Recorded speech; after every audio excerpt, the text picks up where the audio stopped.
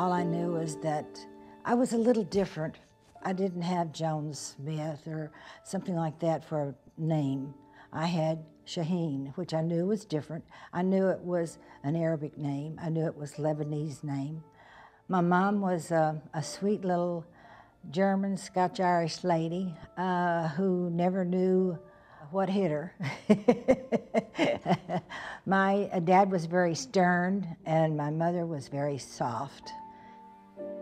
A immigrant coming into this country, you were singled out because of your color or your language, and it was very difficult to be accepted. I was called a lot of different things growing up. And then the mood changed because I think at that time we didn't have this Arab deal. It was country. You come from Lebanon, you come from Syria, you come from Italy, wherever it is, you were known from where you came from. Mother learned to cook for Dad, his food, which was very difficult because there weren't any Lebanese people in Fort Worth that we knew of. Didn't your grandmother pray for that you would marry a Lebanese? Mm-hmm. Yeah. And is that what? Well, tell us about your grandmother. Yeah. Daddy's mother? Yeah, the one that you would tell us about that owned all the land. She was a sweet little lady. She was about as broad as she was long. She came to the United States in 1905. She was pregnant with Dad, and she went to Shawnee, Oklahoma, and that's where Dad was born. On March the 8th, 1905. She stayed there, and Daddy went to a University of Oklahoma, and he was taking law. He'd tell me the story that when he would go home on the weekends from the university to Shawnee, that he'd sit on the train and he'd have his arms all closed. And you know, Daddy was dark-skinned and big nose and eyebrows, and they'd say, "Are you Indian?" And he'd say, "Ugh, me no understand."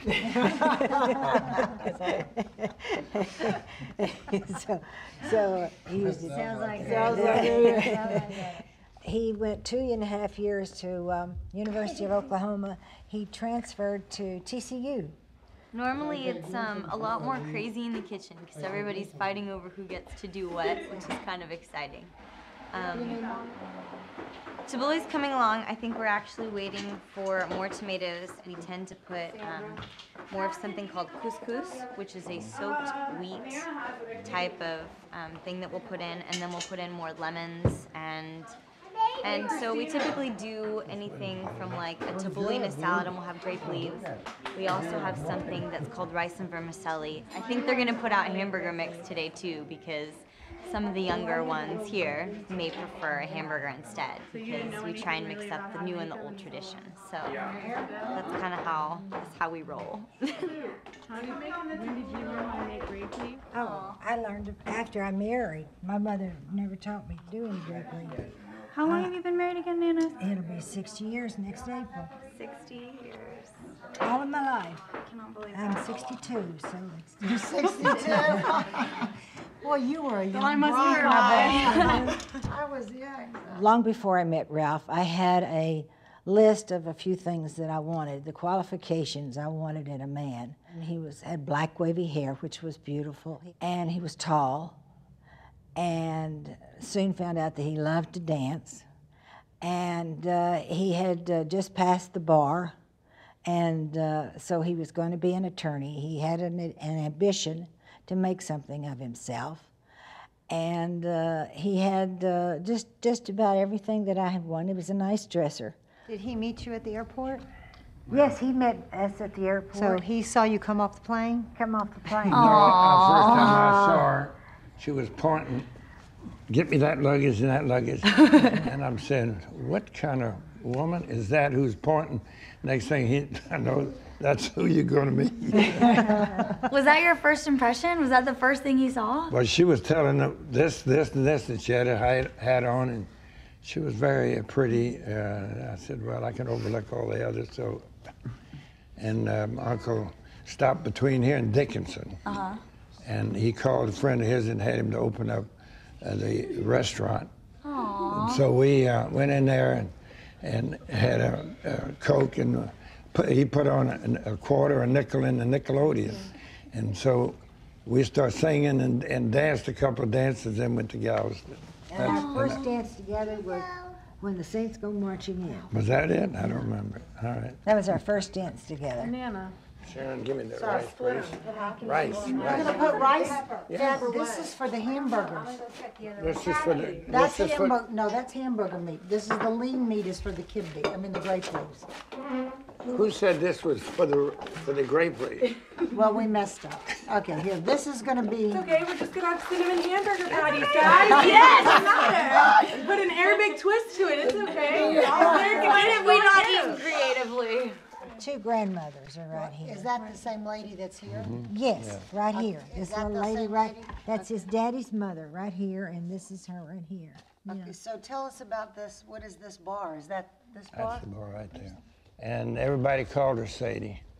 And she had this bar in Elgin, Texas. When I was a little kid, along with my brothers and my sister, when we went there, we could barely look over this counter here, and we sold the soda water because you couldn't sell beer until you're 18 years old. And you can see beer with 2 bottles for 25 cents. We'd go there every year, and on this side of the store was the fruit, and bananas and apples and things like that, and candy. And she'd make candy in the back of the store.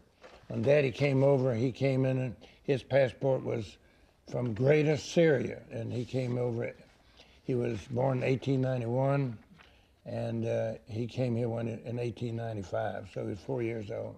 My parents and the grandparents, they wanted to be full-fledged American people, and any deviation from that was unacceptable. And it's a culture that believes in the Almighty. It's a culture that believes in family. It's a culture that believes in to be together and to treat people courteous and respect other people.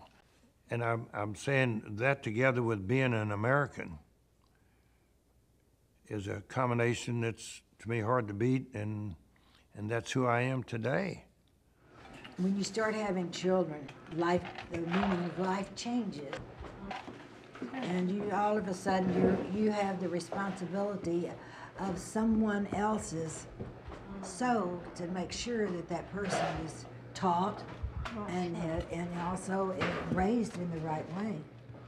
So my belief and what happened when I started having kids, what do I do to take care of these children to make sure that they are raised in the right atmosphere, they're raised in the right way, and they know right from wrong. Even though you're married and you're happy, your focus is on your children to make sure they're successful. They bring their children up and to live in this country, and God in country. God in country, and family is right there, all three.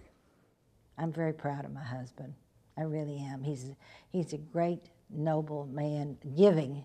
Lord, does he give to anyone and everyone who needs anything. But he doesn't. If he has it, he'll give it to you. If he hasn't got it, he'll give it to you.